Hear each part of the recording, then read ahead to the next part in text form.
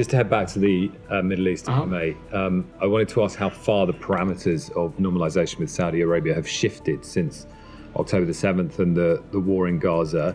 Prince Khalid bin Bandar, the Saudi ambassador to London, gave an interview with the BBC this week where there was a very clear shift in tone and emphasis. He talked about we've been willing to accept Israel for a long time, a reality that's there that we have to live with, but we can't live with Israel without a Palestinian state.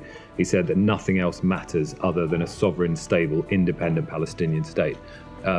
It wasn't being talked about in these very clear terms at the time that normalization was being discussed more later last year. So I just wondered what you made of those comments and if you think this is really a change in the parameters for a deal.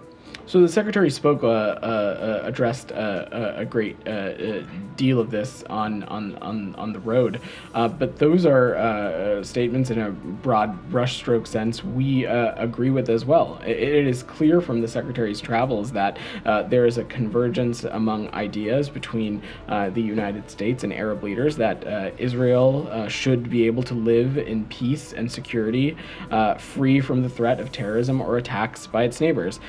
It's also clear that we all agree that Gaza and the West Bank should be united under Palestinian-led governance, and the future of the region depends on further integration, not division.